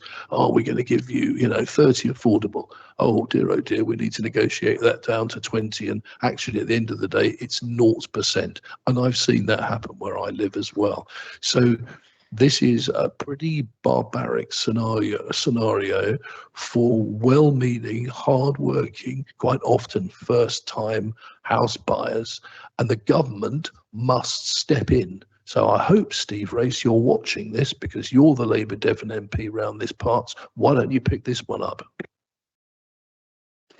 Thank you. James. Thank you, Lead. I don't know really if I can follow that. Yeah, it was really, I think my colleague, Councillor Thomas, really addressed it. It was to confirm, as the Highways Authority, I think we've done what we had to do. There is a bond in place for the highway, and once the drainage is sorted, we can then step forward to that. The issue is the drainage, and in my mind, that very much is a planning authority matter, and I would hope that the planning authority would take the lead on this. It's certainly not, as we referred to earlier, as the lender of last resort. This isn't an isolated case. We can't start bailing out the developments. As terrible as this is for residents, that's not our role. We haven't got the funding to do it for a start. But in terms of our statutory duty in highways, we have covered that with a bond and Section 38 agreements, as far as I'm aware, and I'm happy to be corrected. But we are in that place. But it is the drainage which is preventing that from happening, and that's what we need to focus on. But it's not for us to bail them out, unfortunately. No, thank you, James. Michael, sorry, keep you waiting. Hi, I think everybody's covered everything very well, to be perfectly honest, and I think we all understand that this is a terribly difficult situation. The problem is we all know it's a terribly difficult situation, but we're having difficulty finding an answer. Maybe somehow we have to look a little bit deeper into this, how we can possibly help people, because the perception of people, I would think, is that they would automatically, even though morally and legally we are not responsible. Everybody knows if you send something up to government, by the time it comes back, it's probably your grandchildren it's going to benefit. We need to help people in this situation at the moment. We have a lot of it over Devon in different ways, and I think a lot of wise words have been spoken here. We can't take responsibility, obviously not, but if there's any way that we can advise, institute some kind of policy where we can highlight these issues to prospective buyers, and explain to people that this is what can go wrong and this is how badly it can affect you. I think then morally that would cover us quite nicely as trying to look after the residents of Devon. Thank you. Yeah, thank you, Michael. I think that's good advice there, and I wonder if there is something we can do that whenever there are developments that we put in that caveat that people, buyer beware here. Before you sign up to it, or you need to make sure that there is a bond in place and everything is covered. Dan, did you want? Thank you, Lee. Look, at the risk of Councillor Five-Cook making me look like the nasty man in the room, there is an element here, I'm afraid, of the fact that when you buy a house, it is your responsibility or your solicitor's responsibility to do the due diligence. And actually, somewhere in here, we have to be open about the fact that people do not like a nanny state. They do not like local authorities telling them what they should and shouldn't be doing. And actually, this is a classic case of where we shouldn't have to. That's the harsh reality. When I buy a house, well, in fact, I'll rephrase that. When Mrs. Thomas buys a house, she makes absolutely certain that all the due diligence is done, and at the time that I have to sign the piece of paper, I know full well that I'm signing it because I can, because everything's been done. And there is an element of that in here as well. We've got, so I guess my response to Councillor Five-Cook is, yeah, I'm happy for us as a county to support a public information reminder, but it should only be a reminder. You know, actually the obligation has to sit, caveat emptor is right, but it's the, you know, it's the emptor that's the important bit. Yeah, no, thank you, Dan. Denise. Thank you. I mean, I've received loads of emails, as we all have, I'm sure, but one paragraph of one of these emails hit me quite hard. But when Burrington's home farm declared insolvency, they still had plenty of other assets and ongoing projects in other areas. We feel that it is unacceptable that developers can walk away scot-free from their responsibilities, with clients having no recourse to compensation from their many other assets. It did start off with saying it was due to the insolvency of the developer Burrington Estates, but Burrington Estates is not insolvent. They open up multiple companies in order to do a development, one of them which has gone into liquidation, but the parent company is still in existence. So my question would be, why wouldn't the parent company still be liable? There's something wrong with being able to set up a subsidiary, go insolvent, but not be able to claim anything back from the developer's actual company. So there's one developer's director here. He has 39 companies under his name. So many of them are still in existence, including the parent company. You know, how is this man still able to become another director of another company? That is my question. And whilst I have absolute sympathy for this, we don't have those deep pockets to go and cover these things, and we shouldn't have to. And we're not the lawmakers. Exactly. And that is government. I would say government needs to push step for up. change. Yeah. Absolutely. Yeah. Agreed.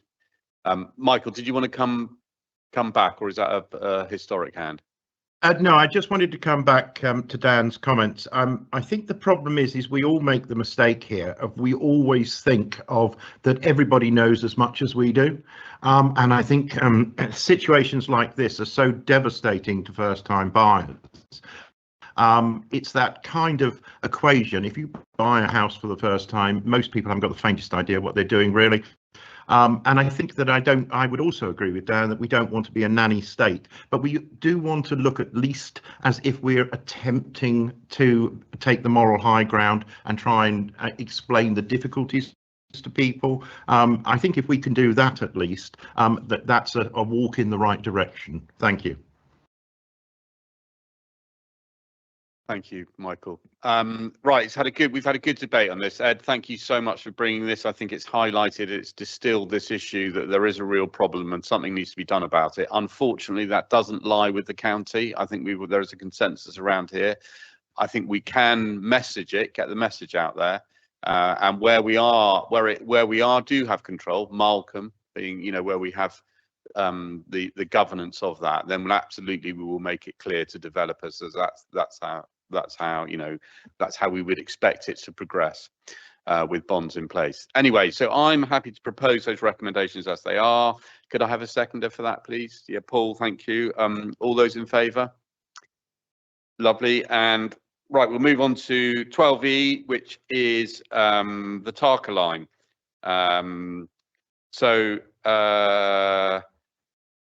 Jackie, did you want to make any comments on this? Yeah. Yeah, thank you. And yeah, thank you that we've got recommendations for us to make a decision today. And that also part of that is what we recommend further to council. So just separating up what we're looking at. Certainly the issue around the temporary closures of the North Devon line have been really, really challenging this winter. There's been problems with the storms, which have actually rendered the Tarka line unusable. It's a vulnerable line. So there's been a lot of work going on there. I was lucky enough to go to a part of where they're doing repairs. So despite the fact they'd had all these issues, there was also repairs set up. So that wasn't helpful that 1 minute it was reopened and then just a few weeks ago it had to close again while they replaced, I think, about 1 kilometre of line. And it was amazing that hadn't actually been replaced or restored in any way since, because they were looking at the markings on the sleepers, which was, I think, 1948. So long overdue, but, you know, it just shows how resilient they are. And in fact, some of those are still actually good enough to be sold on. So in other words, would have reused to some of the less busy sort of steam or private lines. But anyway, it is an issue. It is something about the geography and the geology and the topography that affects the line. In some of these places, it's similar where they go across Somerset levels in the bad weather, where you get a lot of drying with the clay or a lot of wet. So, you know, we are where we are. But certainly they are looking. There's been a lot of looking at the resilience. There's a very good group of people. Some people here may know there was a very interesting conference about 4 weeks ago up in Exford, which I was lucky enough to go and attend, to hear various speakers, including actually the people who are running the line, GWR. And there's a lot of enthusiasm to do this. We've had a massive rise in the use of the line because of the links with hospital services and college students up in Barnstable coming down to Exeter and vice versa. And so there is massive, you know, capacity needs. So they are looking at increasing the actual length of the trains, but some of the platforms aren't long enough. So there's that piece of work is being looked at. But in the longer period, it's trying to create passing places. So while it's only a single line for most of the journey, there is, you know, a couple of passing places at the moment, but they're trying to increase that. But it's not just a question of putting a passing place and you won't pass while somebody's in the station. There's a lot of signalling issues, so it's a very expensive job. So it is something that I know that is coming up in conversations. It's coming up at meetings. There's one actually just last week with GWR where it was referred to again. So it is on, you know, it's on the cards as something very important and to do, but it's a question of getting the money. And that's the problem at the moment. It's getting enough money to do it. I can't off the top of my head, maybe can actually help us out here with what it might cost to do this. But I think we're possibly looking at about 8 years. And it's that, you know, that's a long time given the increased use. And it's obviously what we want to do is where there's increased use and capacity is being reached on a particular line, we should go for it and actually make sure that we meet that, because that's, you know, increasing the, you know, more people switching to rail. Otherwise, we're just getting more people back in cars. Meg, do you want to comment on some of that? Yeah, I'm sorry, I don't actually know the total kind of that value of the works that we're trying to achieve there, but it is a long-term ambition for us, and it is in a project which is included within the local transport plan as well, to actually see the delivery of the improved services on this line, and the concentration on delivery of those improved services as well is really important.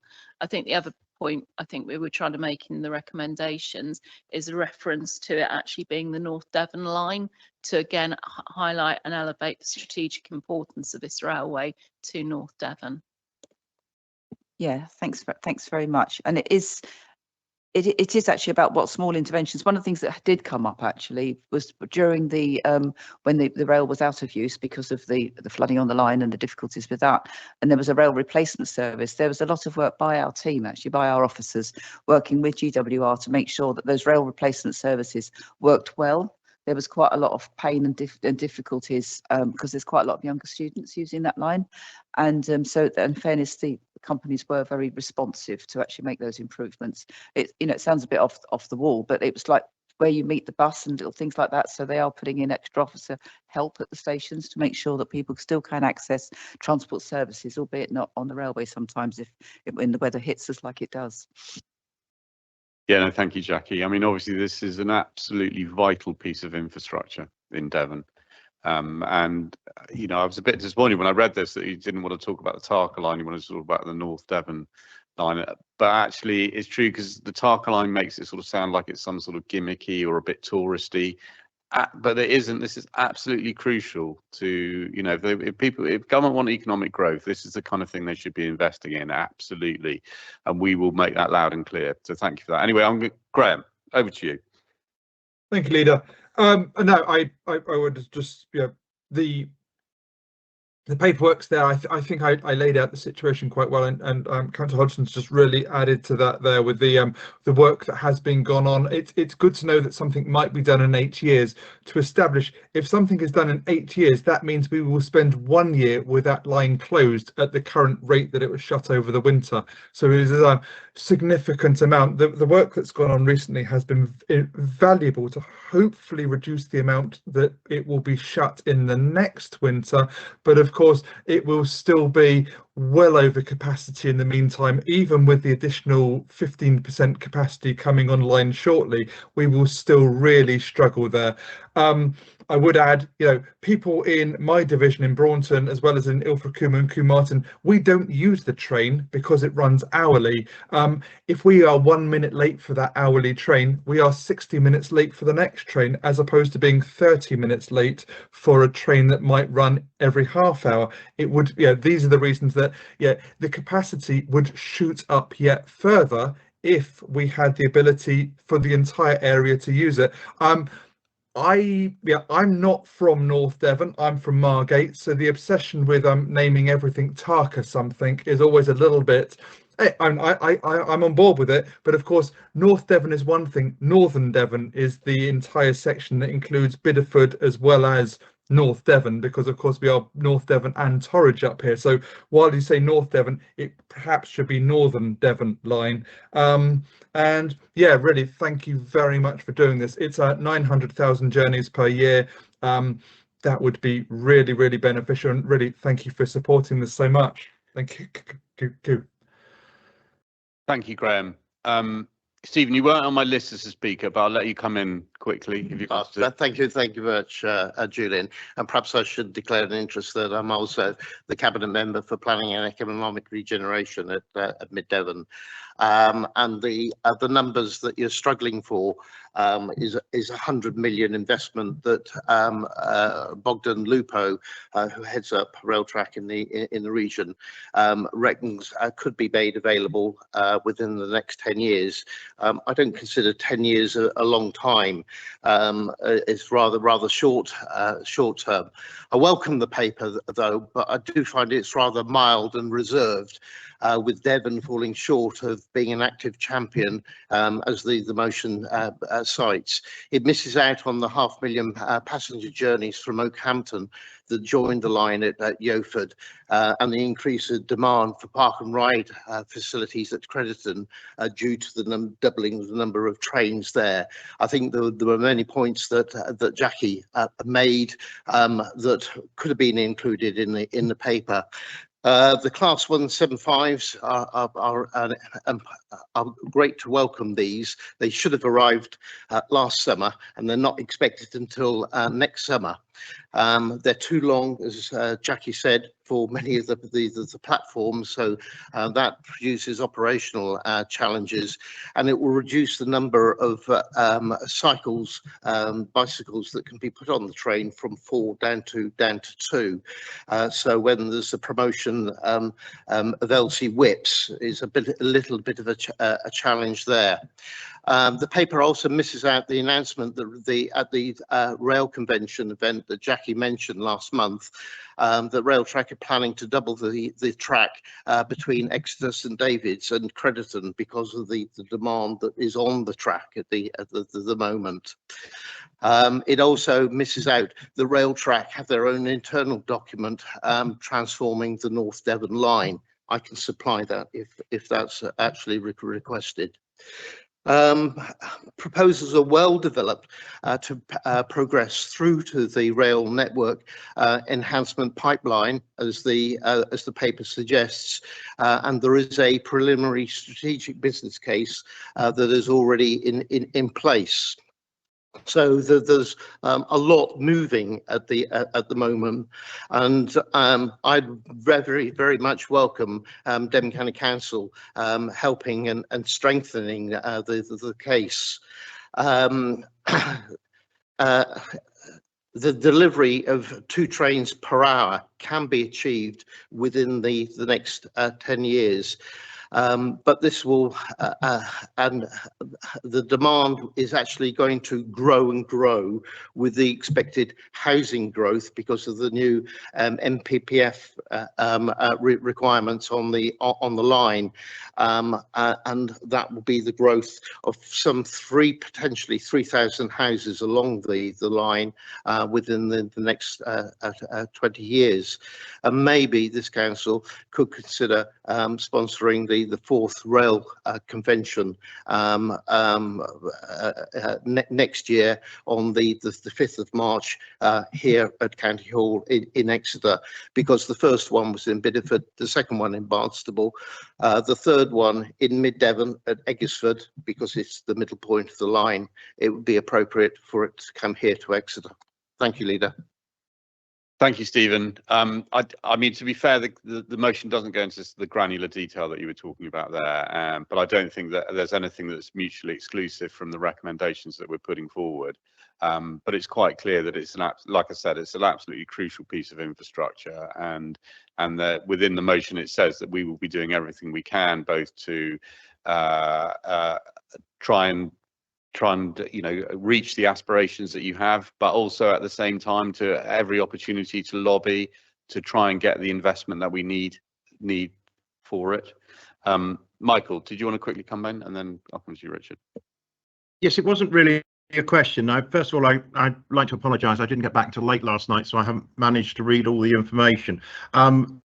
But obviously £100 million is not a small amount of money, but when you start looking at the number of people who are using the railway systems, etc., and the knock-on effect, the advantage to businesses, holidaymakers, etc., and the infrastructure of the area, I would personally, I don't know if it's already been produced, but I would like to know really how much we feel that by any investment in this, it's going to promote even more investment into North Devon, because obviously any investment in North Devon or in the rural areas has got to be beneficial.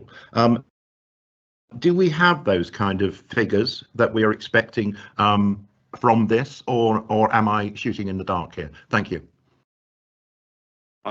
Michael, I'm sure they are somewhere. What I don't want this to become into is a sort of a detailed discussion about how we're going to upgrade it and how the funding is. What this is a very high level strategic approach that we are 100% behind it. We're looking for infrastructure investment. We absolutely know that we've got to do that in partnership with government. I'm sure there will be match funding opportunities, but I don't think it would be pertinent now at this stage to be talking about some of that kind of detail about financing of it.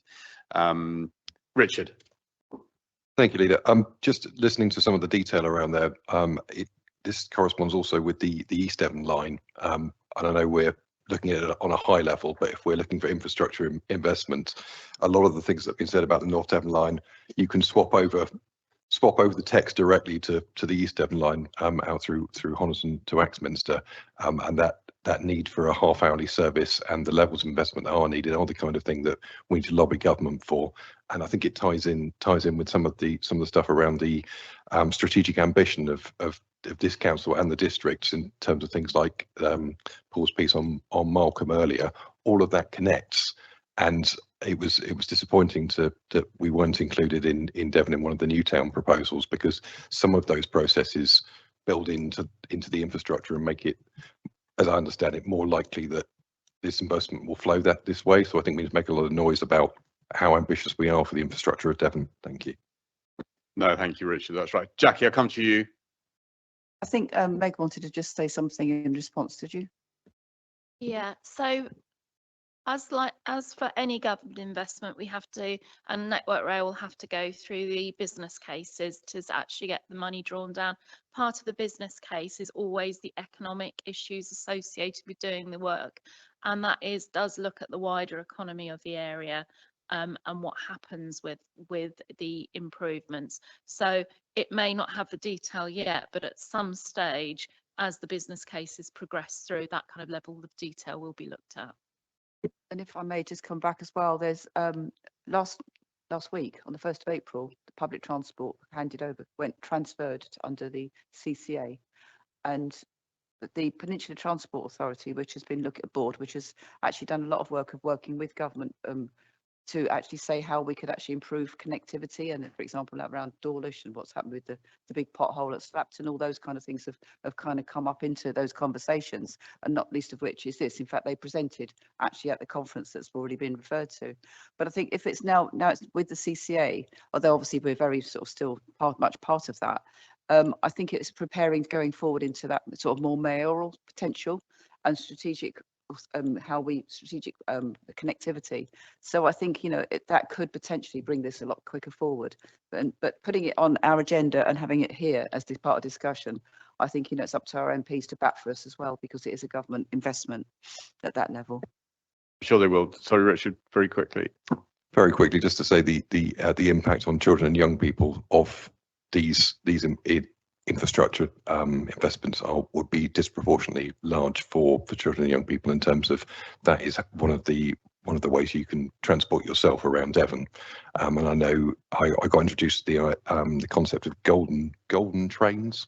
Somebody who's got more rail knowledge than me, but the ones that protect the routes to schools and colleges are prioritised within those plans, but also they have a knock-on effects and things like having that half-hourly service allows you to keep those better protected. And I know an acronym I'm going to forget in terms of low soil moisture and the effect that had on the East Devon line. It had a really big knock-on effect on how children and young people moved around and through East Devon over that period. So anything here would affect children's and young people's lives and how much easier it is to move around and be connected. Thank you.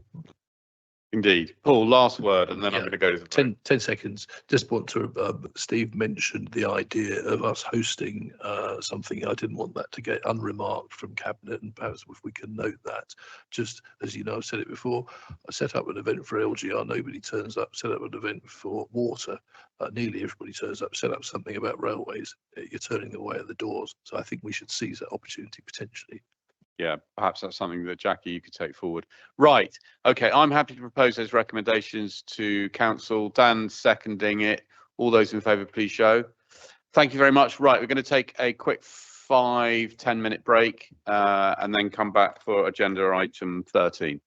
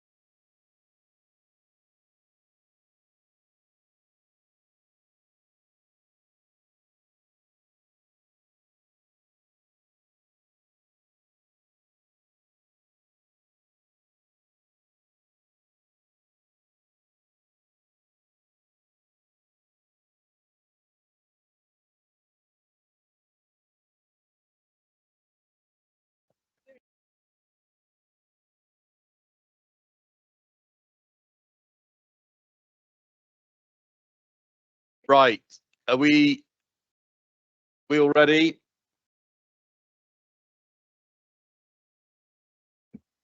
Okay, so we reopen, start the meeting again, all online and everything. Yeah, all good.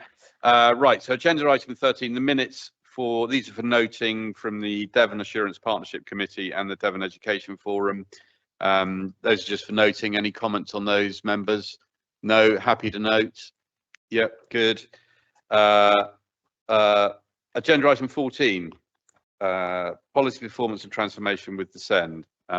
Denise, is just a quick update. Yeah, lovely, thank you. Yeah, thank you, Chair. So I've got a bit to read out. So part 1 is national policy and funding context. Since March, the DfE has issued formal templates and guidance for local SEND reform plans, confirming mandatory final submission by the 19th of June. Approval of the local SEND reform plan is confirmed as the gateway requirement for accessing the High Needs Stability Grant. Officers are progressing a co-produced local SEND reform plan for June and a formal council response to the national SEND consultation. A quick general update, Devon's local offer, the statutory website for everything SEND related, is undergoing a complete revamp, updating information and working with parents and other stakeholders to ensure that it is useful, meaningful and current. And this includes developing a maintenance plan to ensure it remains up to date going forward. Financial position and pressures. The DfE confirmed rollout of the Inclusive Mainstream Fund schools, but the amount per school is not sufficient, with the average of around £14,000 per primary school and around £48,000 per secondary school to support early intervention and inclusive practice. High needs capital funding allocations were announced in March. Devon will receive approximately £12 million. The DfE also confirmed that they would give us the capital funding allocated to the Cranbrook Special School site so that we can create spaces sooner rather than wait until at least 2030. This is approximately £3.5 million and will be used for specialist places in Exeter and East Devon. 4 is key demand, performance and risk indicators. Our timeliness in issuing EHCPs remains steady at around 20%, in line with the statutory timeline of 20 weeks. This is still not great, but it's definitely an improvement from the previous 5%. Requests for EHCPs have risen substantially since the white paper was produced, leading to further pressures on the team. That's it. Thank you. Thank you, Denise, and thank you for all the work that you do. Very much appreciated. Donna. It might be helpful if I'm welcome to Matt as our official 151 officer in your first meeting, but it might be helpful if we could get an update on the discussions, because clearly accessing 90% of the deficit linked to the plan and the work we're going through, but it'd be interesting to hear what, I know you've been in meetings, Matt, is with 151s across the country with the Treasury. If you could just give us an update, if there is any, in terms of that process through 2026. Unfortunately, not much more than what Councillor Bickley's just covered off. So the templates got issued last week, and I think we're now working with the team to develop that plan. Essentially, I think the briefing that I received from MHCLG's finance director was that local authorities are encouraged to take these very seriously and obviously and develop that local response under that guise. I think we are well placed given our involvement in the Safety Valve programme and the relationship that the service and the finance teams have built up with the DfE in terms of monitoring that. So hopefully that will go relatively smoothly. But we're still waiting for confirmation of what happens beyond next year with the further expected deficits that will build up before government take on that responsibility in 2 years' time, essentially.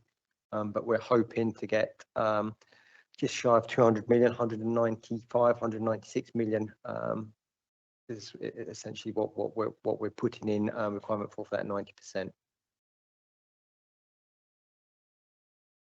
In light of the impact of that amount of money, it might be helpful for myself to have support from the Cabinet to be able to write to the civil servants heading this up, just to seek a bit more clarity on the timeline, because we know that this does affect things like cash flow and so on, and we haven't got a definite timeline of 2026. So it might be helpful if I could perhaps just seek clarity on that. And just to note as well is that we, in discussion with the director this morning, we are looking to put additional staffing in, because although we're improving, as Councillor Bickley says, our timeliness, because parents are so and families are so anxious across the country and now are hearing about changes to the system not being implemented until 2030, then that increase in applications can basically, for all the additional work we do, there are more requests coming in. So I think these matters do go to scrutiny, but I think having clarification on when we may get the funding in the next financial year would be helpful to get that as soon as possible, because we would have expected it by now. Yeah, no, I mean, I think, you'd be pushing an open door there. I mean, Denise, through you, but I mean, absolutely, we support the chief exec's push for some clarity over timeliness of this. Thanking government for it, but when are we going to get it? And I don't know how you would like to do that. If we just agree to do this, it's not an agenda item, so we can't actually sort of do it. But I think if verbally and if it's minuted, that Denise's report, there was absolutely, unanimous support for the chief exec to follow up on the timeliness of when we get the money. Yeah, absolutely, we'll do that. Let's work together to do that. The other thing being, I think all that deficit is obviously off the balance sheet, so this is going to clear 90% of it. What I'm concerned about is the lack of real money coming forward in order to make the changes that we need to do in every school to make them inclusive, to encourage schools to be inclusive. They need more money than that. So perhaps we can also put that in and state very clearly that that is not enough. And that isn't something that we're going to keep asking for. This is in order to change the schools so that they can become inclusive and then carry on being inclusive. But it needs to be front loaded with extra investment to get that to be effective. Yeah, no, agreed, Denise. And hopefully, I mean, as it evolves, as we get more information about the white paper and the resources that are involved. I mean, you're right. It's all very well building these inclusion hubs in schools, but if we haven't got staff to staff them, then they're not going to work, and that's absolutely, and that will cost extra revenue, and that'll be year on year. It's not just capital expenditure; that's revenue funding that we need from central government to do that. Absolutely. We don't want them to become isolation hubs. They need to be inclusion hubs. That needs to be properly staffed, well maintained and inclusive. And you can't do that on what I've said, £14,000 a year for a whole school. It's not going to sort that out. So Donna, are you happy with that? Is that? Yes, we'll report it in and then we'll make sure it's circulated so that we have it logged, because there has been some discussions that possibly different councils might get the money at different times. So I think it's just really important that it's in our bank account as soon as possible because of the implications it has. But I don't know if you want to give any further clarification on that. I would have to just say to agree with our 151 officer in terms of all the work we've been doing over the last few years. And as we've gone through that assessment, we've been very well placed in terms of all being able to evidence the work that we are carrying out to pass that test to get the funding. Yep, so just to confirm what I'm aware of, the plan submission dates are due the end of June. The headline that government are giving us in terms of assessing those plans is that if agreed, and it is dependent upon them being agreed, funding will be released in the autumn. So fairly wide window there. If not agreed, there will be a second tranche that will be released in the spring of 27 if agreed at that point. So some very high level kind of quite broad timescales that are at play at the moment. So any clarity would obviously be welcomed by the team to manage the impact of that. No, thank you, and thank you for bringing that up, Donna. Very crucial point. Denise. Just to say again, with all the input from the DFE that we've been receiving throughout this improvement journey, I mean, it would be a bit of a shock if we weren't in line. So I think it's a huge amount of work to be done at the moment to get everything reportable in the right way, but I can't imagine that our direction of travel is wrong. So you know, we just got to get it right and report it right. Does that make sense? Yeah, It who's can't doing that? be- You it doing can't that? be wildly different to what No, they're hoping. no, put it absolutely that not. way. No, I mean, I have to say, when I look at, you know, the government's aspirations and our aspirations, they are, you know, it's like hand in glove, really. Yeah, I absolutely. think Just we're needs the moving. money. Yeah. Just in response, I think it'd be helpful to note just in the minute, if it's possible, the concern that were we not to be the autumn and into spring 2027, then we need to be aware of what the consequences of that would be, because that's another financial year and the impact it might have on the finances of the council. And we can maybe bring that back to next update. Okay. Right. Thank you very much for that, Denise. And as I said, thank you for everything that you're doing. I mean, you know, it's great. It's good work.